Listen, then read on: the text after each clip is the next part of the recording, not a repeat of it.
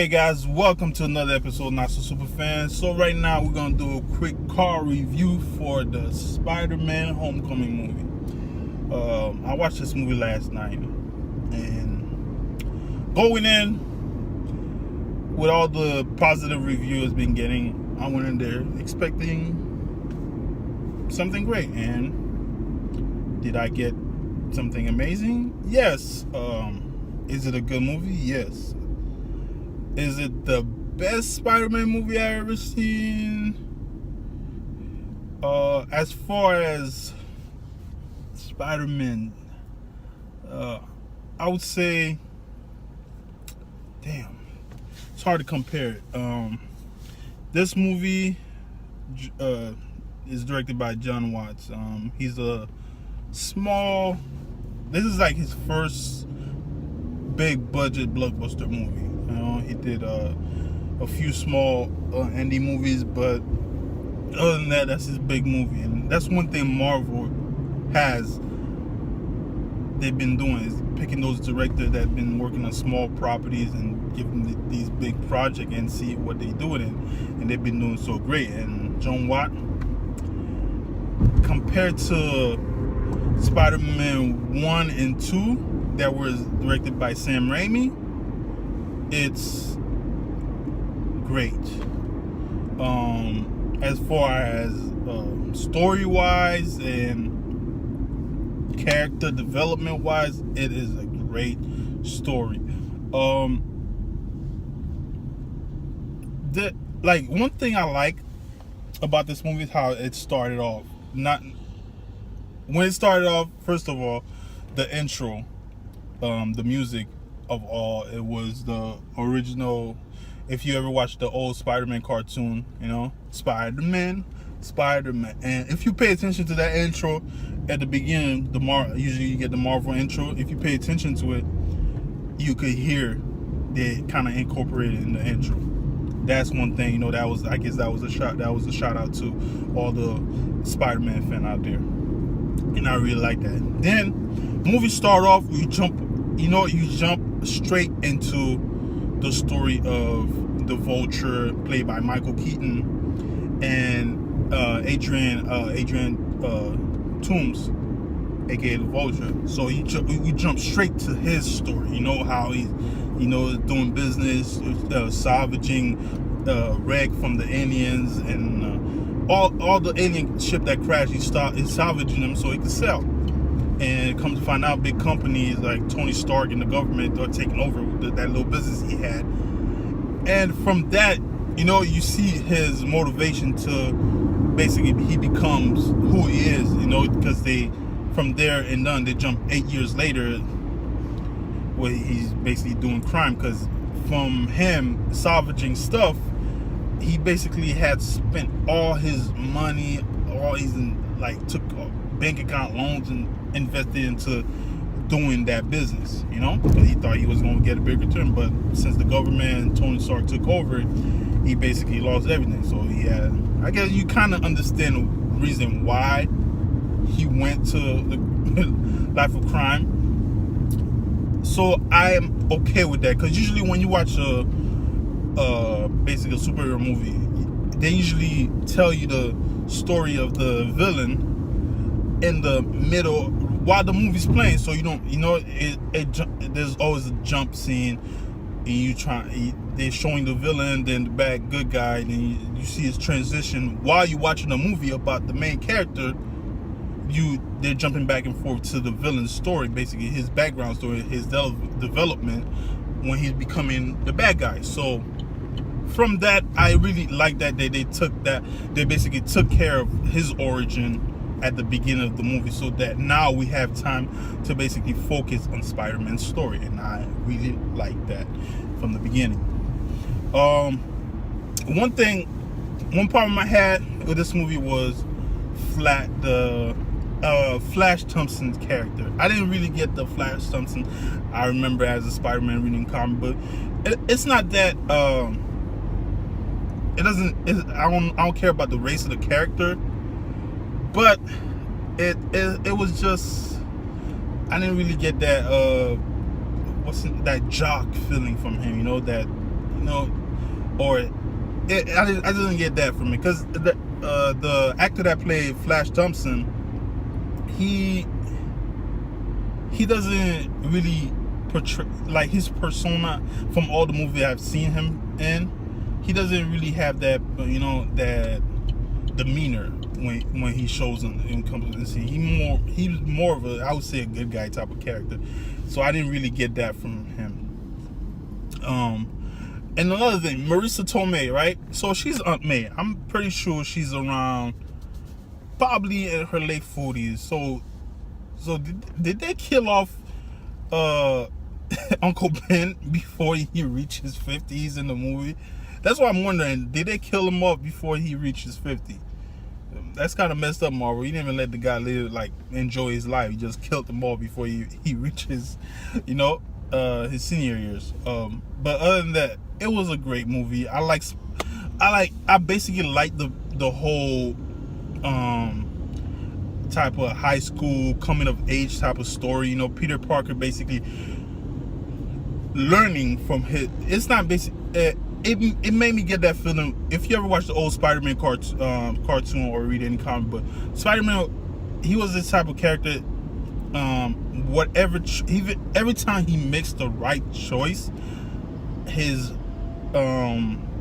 personal life, it always affects his personal life, and you got this from this movie. Not that we didn't get that from the Sam Raimi Spider-Man. We got that from the first one, but it mostly had to do with Mary Jane and all that. But in this one, it had to do with him, high school, and almost everything part of his life. And you got this kid who's basically, he wants to be a hero. He wants to impress the girl in school. But he doesn't have that knowledge yet. He's still, at the end of the day, he's still a kid, And there's this one scene in the movie. I remember there's this quote. I heard it Stan Lee said, Spider-Man, he doesn't wear the mask to scare his enemies, but he wears it to hide his fear.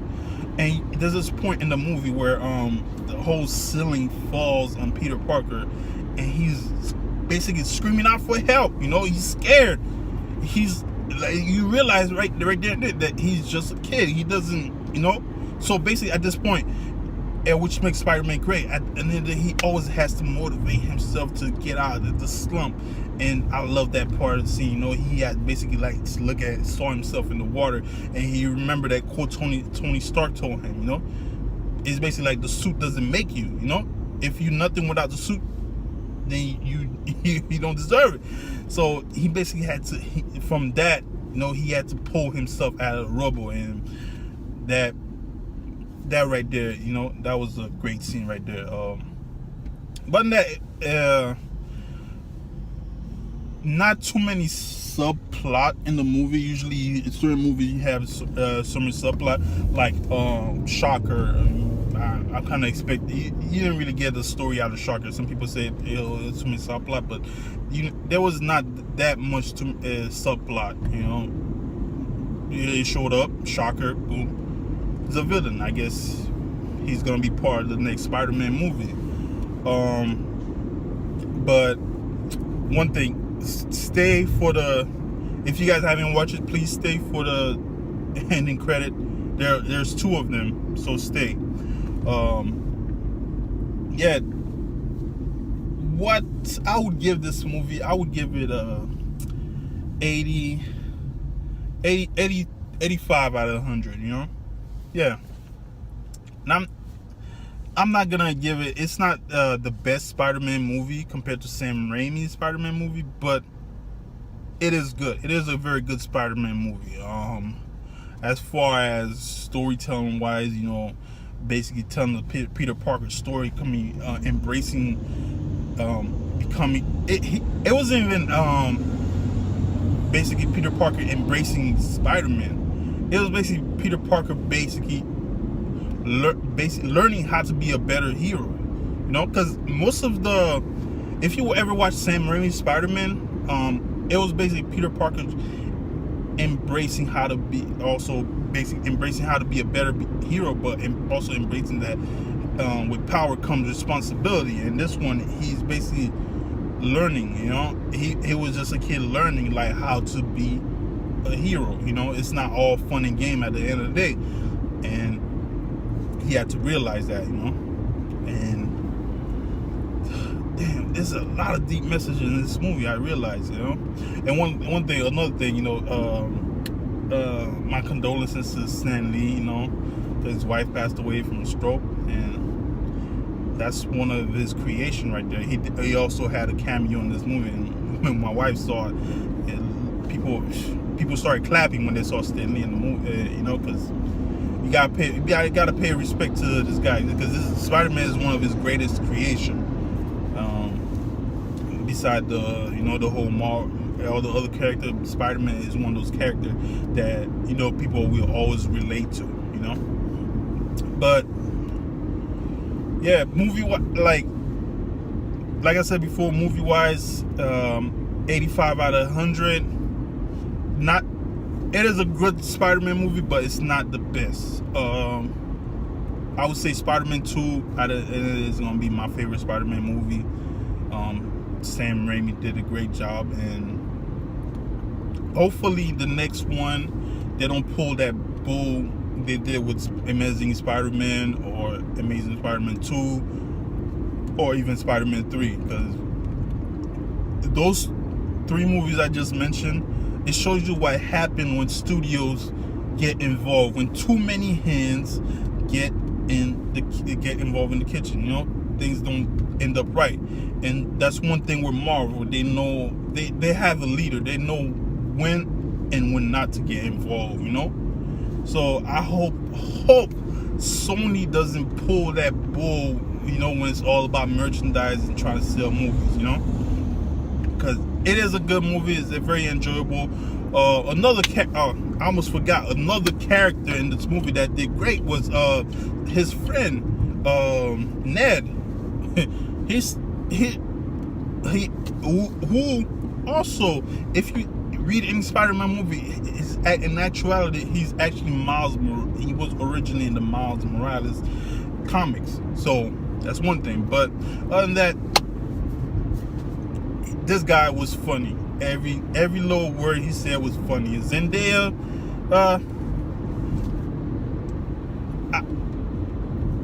spoiler alert, she's Mary Jane. Even though Marvel, they were lying about it, they were saying that she's not Mary Jane, she's Mary Jane. It's like, I'm getting a vibe that she's not the, you know, the the Mary Jane that we know from the, even though another thing, it's not the race thing, it's how they portray the character. I don't think she's gonna be the Mary Jane that we know in the movies. I think she's gonna be some, I don't know. If I know she's gonna be a different Mary Jane. Hopefully it works out the way they're trying to portray this new Mary Jane. But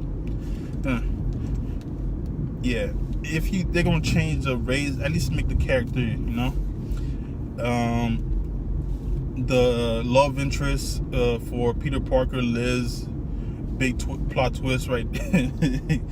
Yeah, I'm not gonna do too many spoilers in this review, but yeah. She did a great job for what they gave her to do, but there's a little plot twist in the movie that it was. I thought at first in the movie, from what I heard, I thought it was another character that I was gonna get the plot twist from, but it turned out to be her. But it's pretty good. Yeah, and again, Jacob. What's his name? Jacob Batalon, who played Ned. He did a great job, you know, as that one quirky character, and it's good. It's good to have one.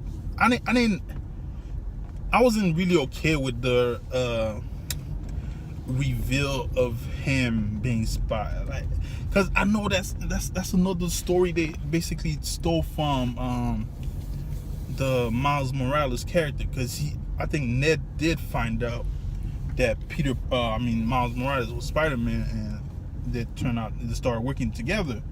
So that's one thing they got from the Miles Morales story. So I'm pretty sure they got that from the Miles Morales comic. That when Ned found out that he was Spider-Man. And John Favreau also came back as Happy, and another character that's like kind of like the comic relief, and he did a good job. It's like every character, for every little bit of role they gave them in the movie, they did a great job. Yeah, Donald Glover, aka Childish Gambino.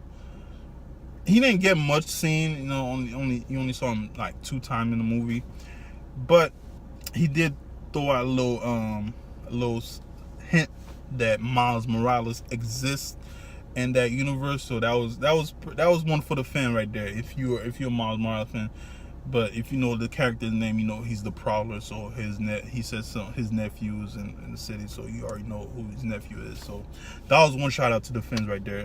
I'm hoping after the anime, I'm hoping Marvel or Sony, whoever owns doing the property, they don't go that they change that route with the whole, going with the animated Spider-Man movie, and they just go with the live version of Miles Morales.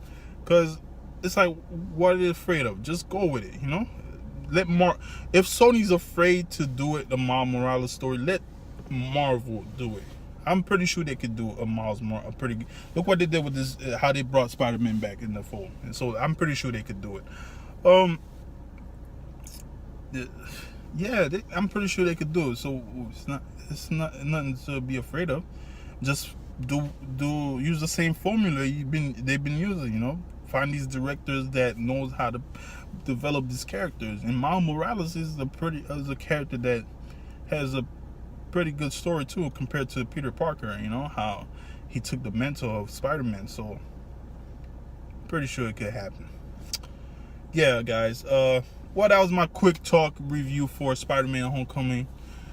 Don't forget to like and subscribe to the channel, and please leave a comment down below, and I will be seeing y'all soon with more reviews and reaction.